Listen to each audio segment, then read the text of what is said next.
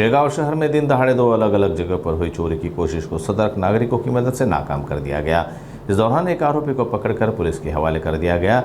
गिरफ्तार आरोपी ने कई चोरी की घटनाओं को अंजाम देने की बात कबूल की है। घटना 28 अप्रैल के दोपहर करीब 3 बजे की है, जब खामखा रोड स्थित विद्यानगर इलाके में एक घर का ताला तोड़ने की कोशिश की गई थी। फिरियादी की शिकायत पर कार्रवाई करते हुए पुलिस ने आरोपी को गिरफ्तार किया। उसका साथी फरार हो गया है। दोनों आरोपी चोरी के प्रयास के बाद कार से भागने की कोशिश कर रहे थे, लेकिन कार नीम के पेड़ से टकरा गई, जिससे पुलिस को उन्हें पकड़ने में मदद मिली। पूछताछ में आरोपी ने शेगांव क्षेत्र में की गई अन्य चोरियों की बात भी स्वीकार कर ली है। पुलिस ने आरोपी के पास से चोरी में इस्तेमाल की गई कार, 2 फर्जी नंबर प्लेट, 2 लोहे के रॉड, टूटे हुए ताले और 15,000 रुपये नकद सहित कुल 9,86,250 रुपये का सामान बरामद किया है। पुलिस अब फरार आरोपी की तलाश में जुटी हुई है।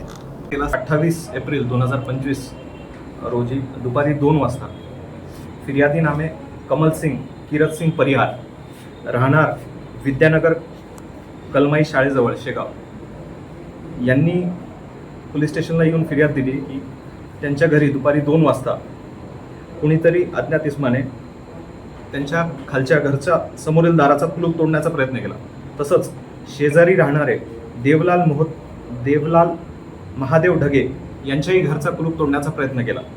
हे प्रयत्न करत असताना त्या घरच्या लोकांनी आरडाओरडा केला, तर ते इसम त्यांची कार टाटा टिगॉर ज्याचा नंबर होता MH 48 BH 1205 याच्यातनं ते पळ काढत होते। त्यांनी तात्काळ पोलीस स्टेशनला खबर दिली। पोलीस स्टेशनची गाडी तिथे पोहोचताच त्यांनी पळ काढायचा प्रयत्न करत असताना त्यांची गाडी तिथल्या जवळच्या निंबाच्या झाडाला धडकली। ते धडकली असताना पोलिसांनी बरंच साहित्य आम्हाला मिळालं। त्याच्यामध्ये 2 फेक नंबर प्लेट होत्या, तसेच घरफोडी करण्याचे अवजार होते, ज्याच्यामध्ये लोखंडी रॉड होते जे कुलूप तोडण्यासाठी वापरत होते। तसंच 2 तुटलेली कुलूप व 15,000 रुपये कॅश व काही दागिने त्याच्यातून सापडले। त्या इसमाची जो इसम होता त्याची चौकशी केल्यानंतर असं लक्षात आलं की त्यांनी शेगावमध्ये इतर 5 घरफोडीमध्ये त्याचा सहभाग होता। त्याची विचारपूस केली असता त्याच्याकडनं इतर 5 गुन्ह्यातील घरफोडीतील मुद्देमाल आम्हाला हस्तगत करण्यात मदत झाली। त्याच्यामध्ये एकूण 9,86,250 रुपये एवढा पूर्ण मुद्देमाल आपण रिकवर केलेला आहे।